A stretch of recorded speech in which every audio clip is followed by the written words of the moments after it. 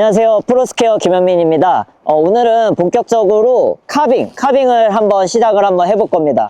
자, 카빙턴 같은 경우에는 스키에서 대부분 굉장히 많이 상급 기술이라고 생각하고 좀 어려워하시는 분들도, 그래서 좀 속도가 빨라지는 것 때문에 무서워하시는 분들도 굉장히 많은데요.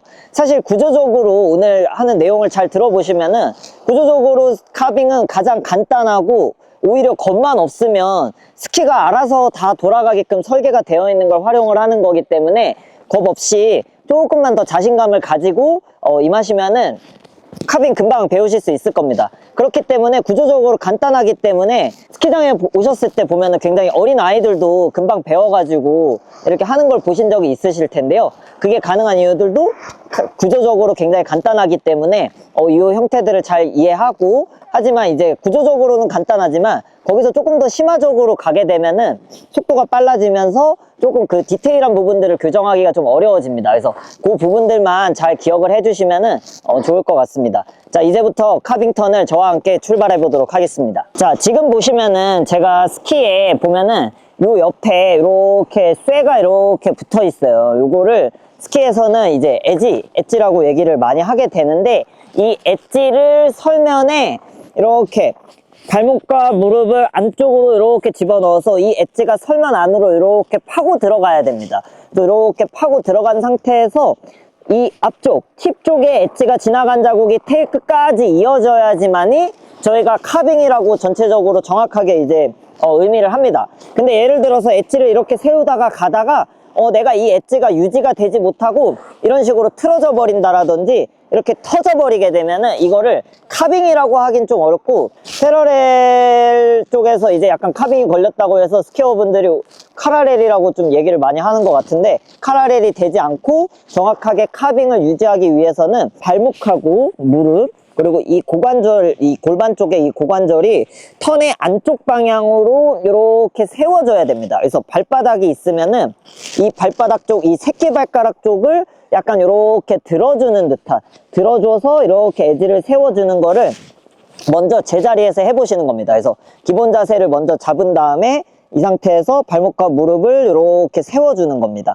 풀고 다시 하나, 둘, 셋. 이거를 정면 보고 하게 되면 이렇습니다. 발목. 그래서 보면은 이렇게 해서 처음에는 발목하고 무릎이 들어가서 이 허벅지는 내 몸 아래에 이렇게 있고 발목은 이런 식으로 세워지는 게 중요합니다. 그래서 처음에는 다리를 조금 넓혀서, 기저면을 좀 넓혀서 발목하고 무릎 각이 좀 많이 넘어갈 수 있는 자세를 취한 상태에서 하시는 걸 추천해 드리고요. 점차적으로 이게 익숙해지면은 이 어깨 넓이, 내추럴 스탠스에서 움직임이 이뤄질 겁니다. 자, 이 상태에서 제가 먼저 한번 살짝 가다가 한번 해볼 건데, 저희가 지금 이렇게 옆으로 서 있을 때는 스키가 빨라지지 않잖아요. 그래서 빨라지지 않기 때문에 약간의 사선 방향으로 스키를 놓고, 먼저 처음부터 직선 방향으로 해버리게 되면 너무 어렵기 때문에 약간 사선 방향, 옆으로 가면서 한번 세워보도록 하겠습니다.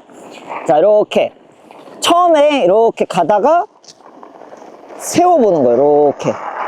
그러면 기다리면은 돌아갑니다. 이런 식으로.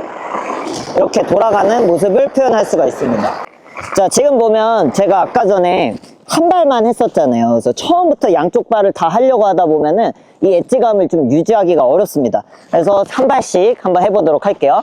자, 기본 자세를 먼저 정확하게 잡고 발목하고 무릎을 안쪽으로 세워줍니다. 그래서 이걸 그대로 가만히 있어야 돼요. 그래서 이렇게 가만히 있고, 딱 다시 반대쪽도 이렇게 걸어가지고 가만히 있어야 돼요.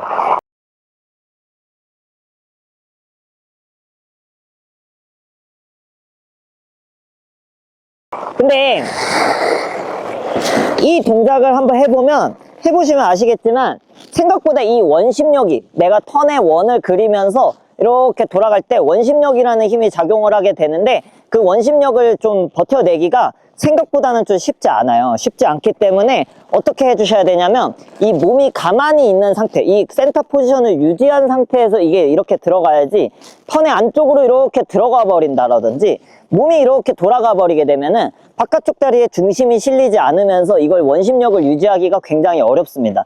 그래서 원심력에 대응하는 자세를 잘 취하기 위해서는 몸은 그대로 가만히 있는 거예요. 안으로 움직이지 않습니다. 그래서 몸은 가만히 있는 상태에서 정강이가 기대져 있고 앞쪽으로 발목하고 무릎을 그대로 세워야 돼요. 그리고 가만히 있으면 이렇게 돌아가게 됩니다.